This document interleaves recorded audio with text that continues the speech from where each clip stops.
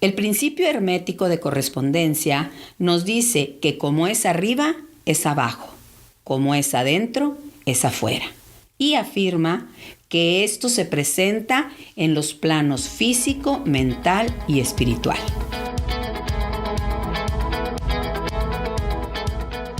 Hola, soy la doctora Sakchi. Me da gusto que me acompañen en esta recopilación de información y experiencias acerca del despertar de la conciencia o cualquier otra cosa que sea el objetivo que les interese alcanzar a nivel existencial. Antes que nada, les expreso mi deseo de que se encuentren fluyendo o al menos enfrentando una situación de vida que les esté dando un aprendizaje para evolucionar. Voy a dedicar unos segundos para hacer 2 correcciones del podcast número 1. Primero, me referí a un libro de Eckhart Tolle como Un Nuevo Mañana, cuando el nombre correcto es Una Nueva Tierra, A New Earth. Y el segundo es que los escritos Vedas son del año 3000 a.C. Gracias por sus observaciones. Esto me hace sentir que realmente estamos trabajando en equipo.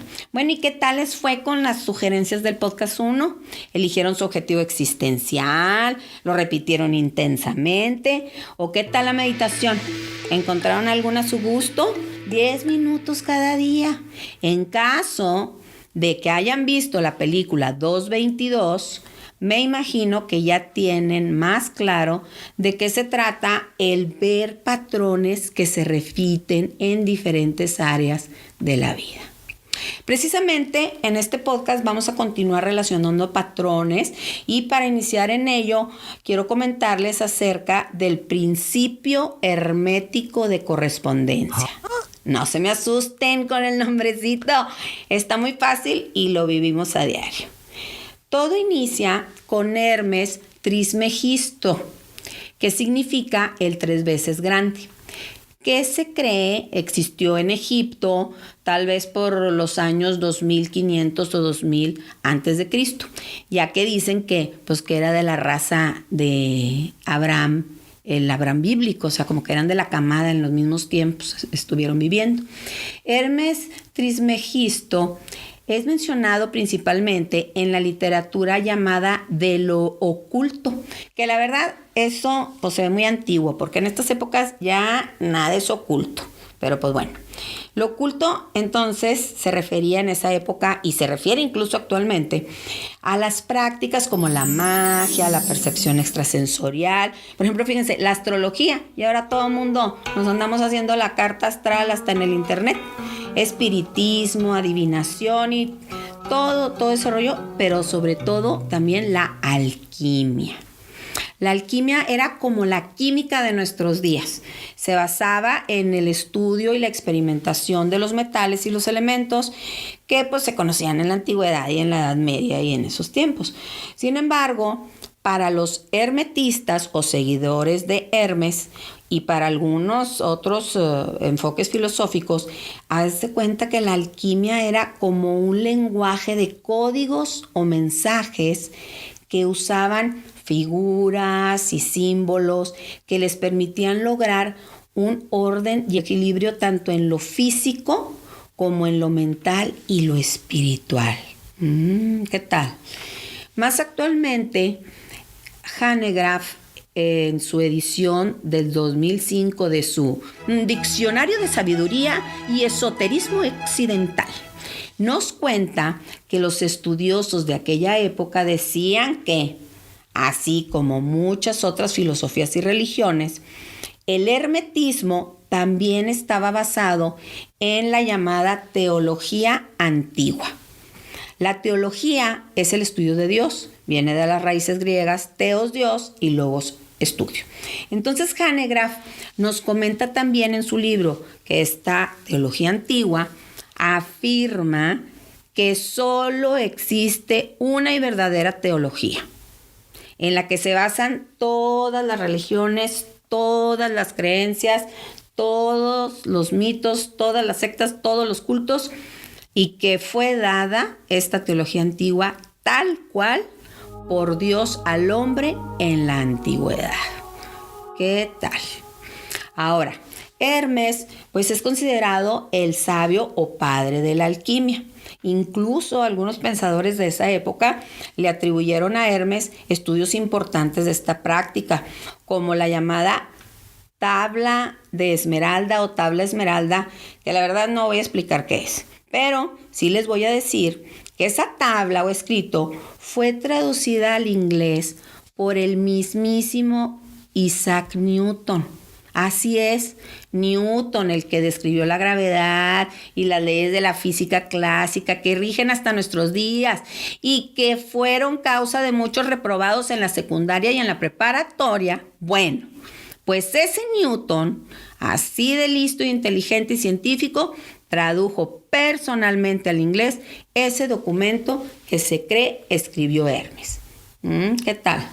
Después de todo este chapuzón de información, que ya saben que me encanta, lo que nos interesa ya en la práctica es que se supone que Hermes también escribió los 7 principios herméticos, que fueron la base para crear la filosofía o doctrina hermética.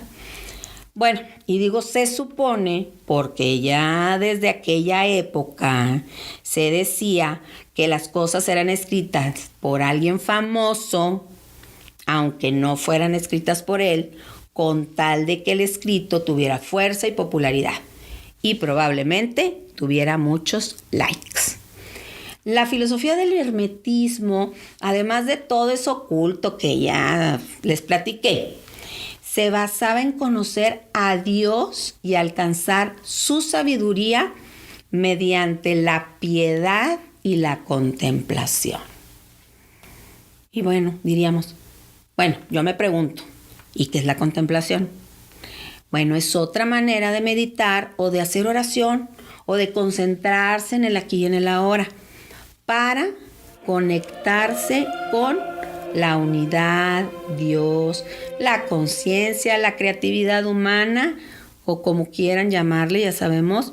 Y así, ya teniendo esa conexión, recibir las ideas, los insights o los paquetes informativos de cualquiera de las fuentes en las que cada persona crea. Es más, era como conectarse con el internet original. ¿Qué les parece si aprovechamos para intercalar esta forma contemplativa de meditar en nuestras sugerencias de este podcast? La podemos hacer en lugar de la meditación guiada o intercalarlas un día una y otro día otra, si les late, obviamente. La meditación contemplativa consiste, en este caso, por 10 minutos, en sentarse, quedarse quieto, en silencio, tranquilamente, literal, viendo o contemplando algo, en la realidad o en la imaginación. Por ejemplo, la flama de una vela, una figura, algo en la naturaleza, etc. Respirar profundo y relajadamente y así entrar en un estado de unidad con el todo e intentar centrarnos en nuestra verdadera esencia. Si algún pensamiento, ruido o sensación como que algo te pica o así los distrae durante su práctica, ignórenlo y sigan contemplando lo que eligieron. Les sugiero poner una alarma suave que les indique cuando los 10 minutos han terminado. Una campanita o musiquita suave a su gusto, ¿verdad? Retomando a Hermes, pues podemos reconocer el patrón de, fíjense, la inspiración, la comunicación y la información obtenidas a través de mediadores espirituales que se cree le enviaban la información para alcanzar la conciencia auténtica. Esto ya lo vimos con Tole y lo seguiremos viendo después con Buda y otros maestros. Entonces es importante ir reconociendo ya hay otro patrón también. Algunos teólogos en aquella época condenaron a Hermes o consideraron su doctrina hermética como una amenaza para sus religiones o filosofías. Sin embargo, también muchos otros como escritores cristianos reconocidos, como por ejemplo Tomás de Aquino, lo consideraron como un sabio profeta que incluso, dicen por ahí, predijo la llegada del cristianismo. ¿Qué tal? No andaba tan perdido. Independientemente de todo, la verdad es que su impacto y el de sus escritos fue tan importante que influenció las doctrinas más antiguas, incluyendo las de la India, que existen aún en la actualidad. Entonces, hoy vamos a tratar acerca del segundo principio hermético, el principio de la correspondencia. ¿Qué nos dice? Como es arriba, es abajo. Como es adentro, es afuera. Hermes afirmó en aquel entonces que este principio se manifiesta como una armonía entre los planos físico, mental y espiritual y que están conectados y relacionados, como los hongos del documental de los hongos, que por cierto ya salió ahí una Sakchi que dijo que quería ver el documental de los hongos y le pasé el dónde encontrarlo. Entonces, de tal modo, esta conexión que si un área es tan grande que si se ve influenciada en cualquier sentido, pues las otras obviamente también se van a ver influenciado totalmente. Entonces, todo esto que les estoy platicando, pues sí, es como para sentar una base teórica para poder hablar mejor de este principio de hermético de correspondencia. Para relacionar lo anterior, quiero traer un nuevo tema, de nuevo más bien el tema de metanivel, que acuérdense que es ver las cosas desde una visión más desde arriba o más amplia o con más perspectiva. Y me gustaría que vayamos desmenuzando este metanivel desde un ejemplo, ¿verdad? Les platico, fíjense. En mi rol de microbióloga, en esta proyección o sueño, me tocó muchas veces ver cosas bajo el microscopio. Antes de que este aparato se inventara, la gente pensaba pues que las cosas eran sólidas, líquidas o gaseosas y nada más.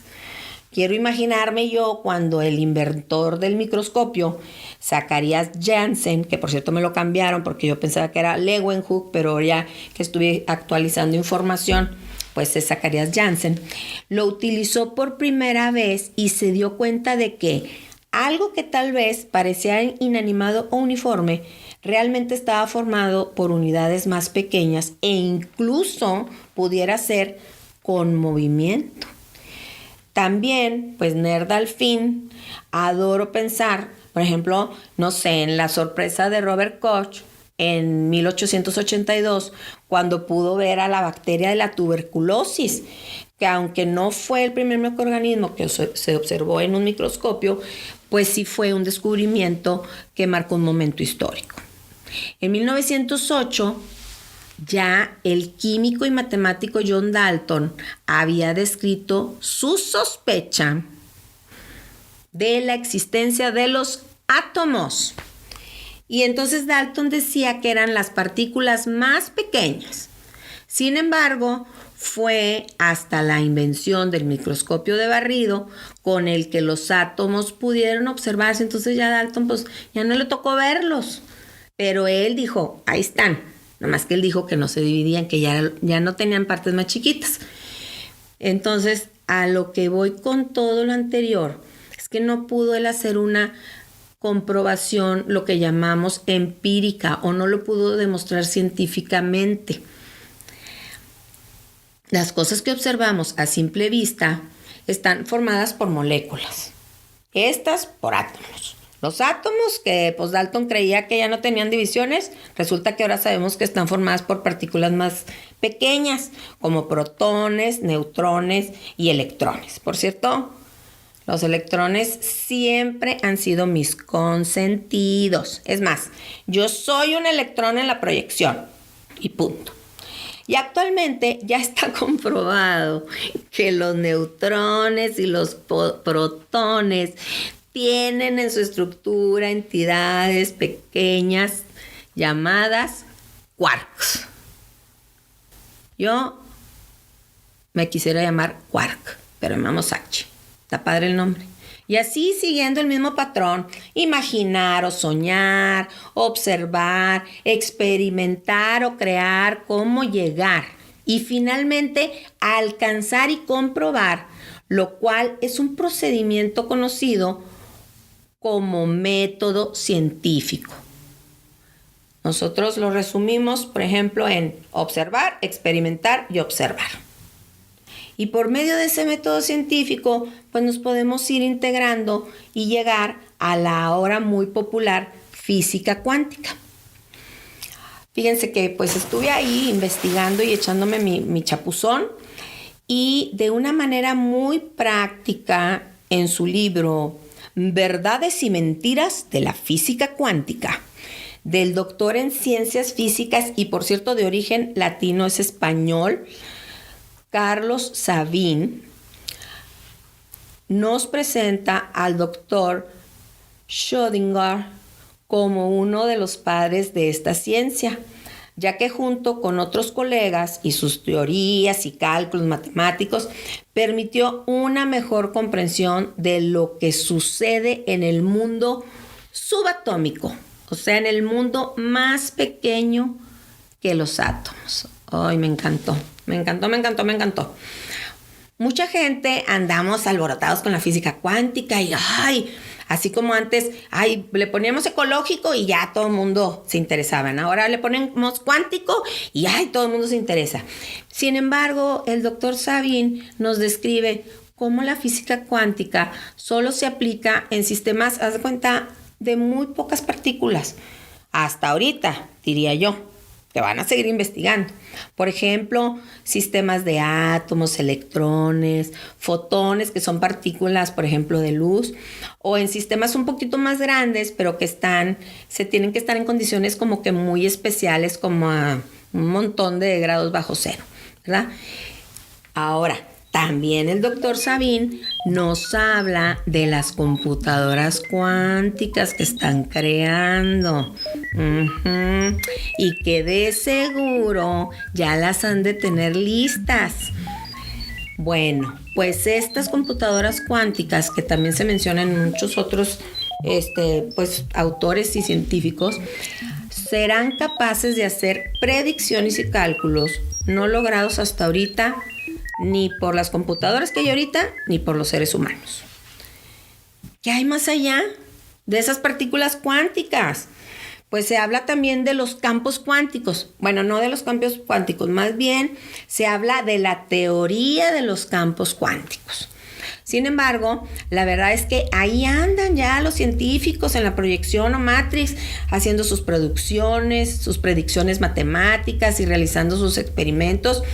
Pues porque ahora resulta que en un campo, vamos a decir magnético, en el que entró un átomo, pues en lugar de salir el mismo átomo solo, resulta que el átomo sale así agarradito de la mano con una partícula de luz o fotón. O sea, y se ligó ahí al fotón. Pues bueno, traía pegue ese día. ¿Qué dicen ahorita los físicos cuánticos, como el doctor Carlos Sabin? Pues, ¿de dónde ha salido ese fotón? Vaya. Sin embargo, la verdad es que todos sabemos que tarde o temprano, al igual que como con los microscopios, todos esos programas de computadora encontrarán la respuesta. Y cada vez encontrarán o proyectarán cosas más pequeñas y más pequeñas y más pequeñas. Y como decía mi abuela, Dios mío, ¿a dónde vamos a llegar con todo esto?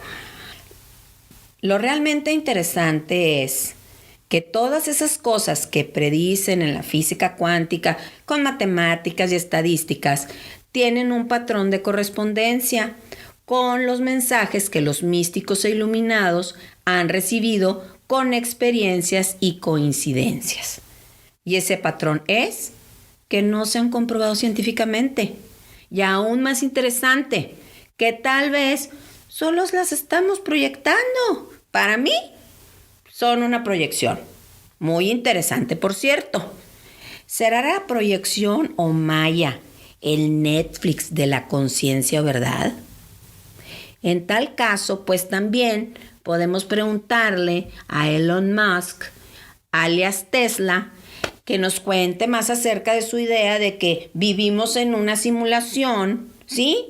Tal cual como en un videojuego.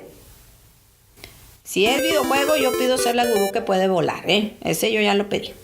Bueno, en un documental le dijeron a Musk, ¿y qué tal si tú eres un avatar que vienes de una realidad más elevada a decirnos que nos demos cuenta que somos avatares? Y Musk dice, tal vez, como decía mi abuela, con cola, así, tal vez. Ay, no, imagínate. Claro que este tema de las Matrix cibernéticas se ha visto de una manera, lo más científico posible desde hace tiempo. Sin embargo, pues se hizo popular ahora que Elon Musk dijo que esto llamado realidad podría ser una simulación. Como con Hermes, si lo dice alguien famoso, pues la idea tiene más fuerza. Como otro patrón, órale. Entre una de tantas fuentes de información que si te late puedes encontrar acerca de estos comentarios de Musk, me llamó en particular la atención una entrevista que le realizó Joe Rogan. Este chavo es un comediante y comentarista norteamericano que tiene un podcast.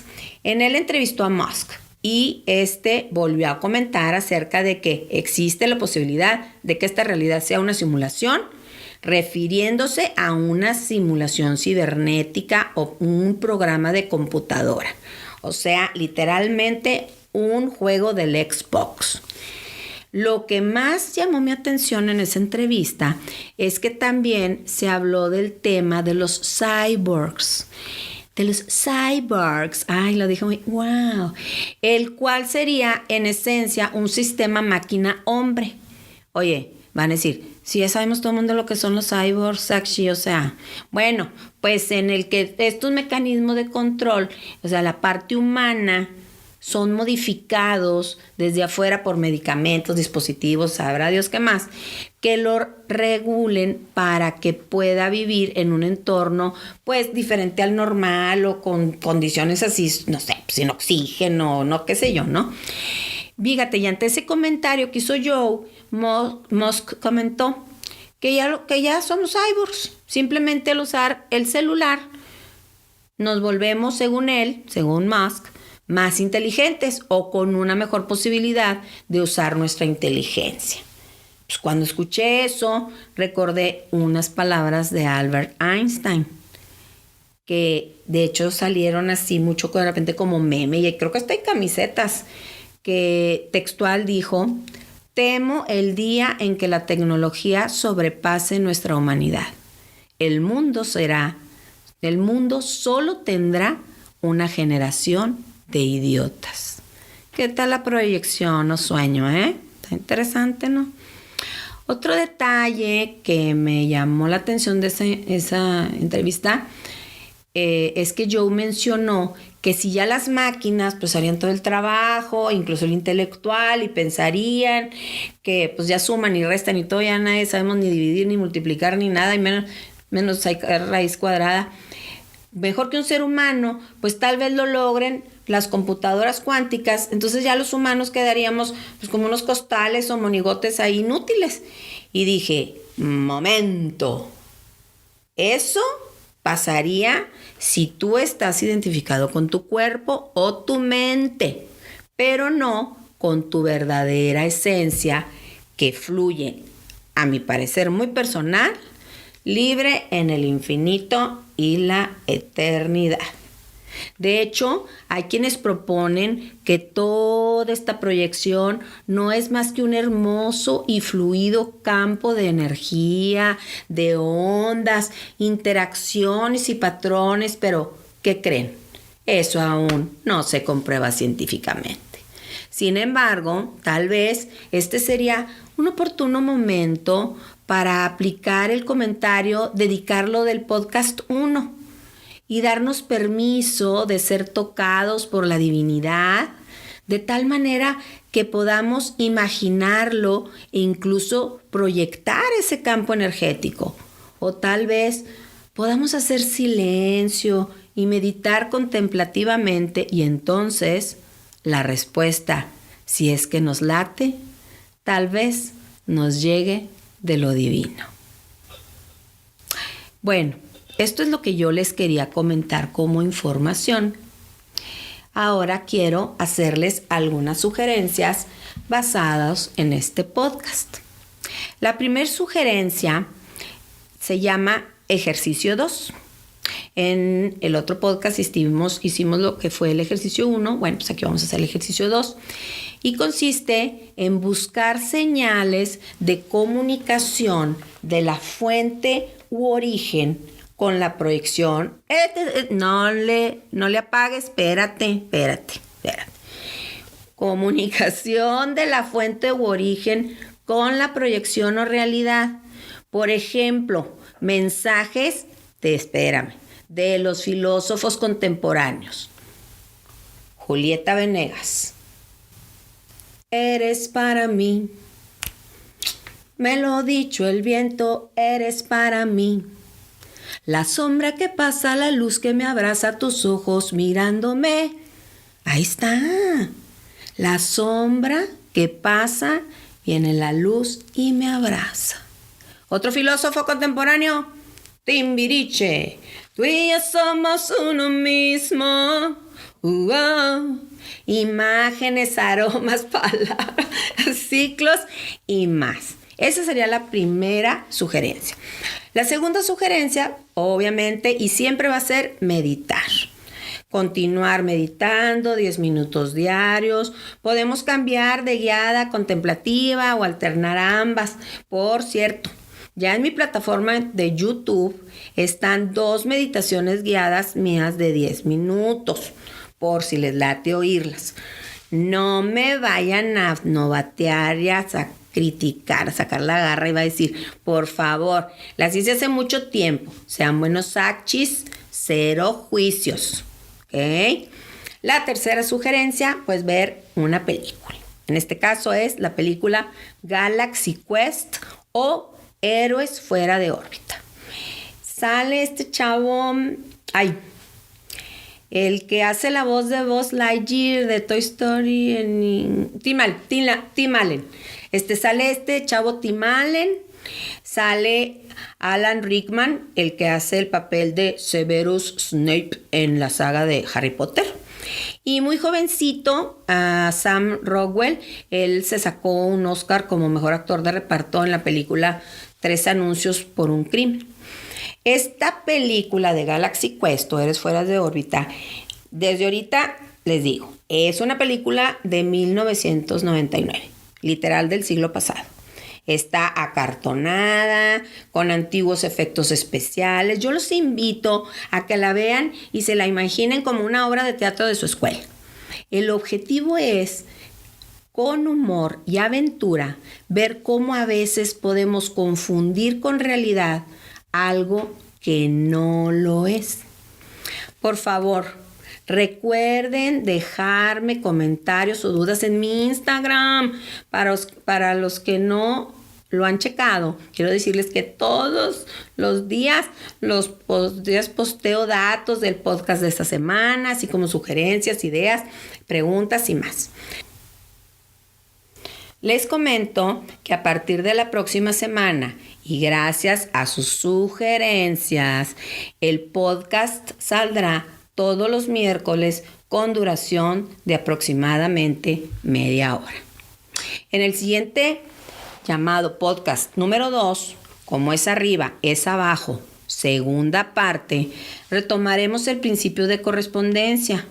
Pues así como vamos hacia lo pequeño con los microscopios, con las matemáticas, pues también podemos ir hacia lo grande con los telescopios y las probabilidades directito hasta el Big Bang de Stephen Hawking.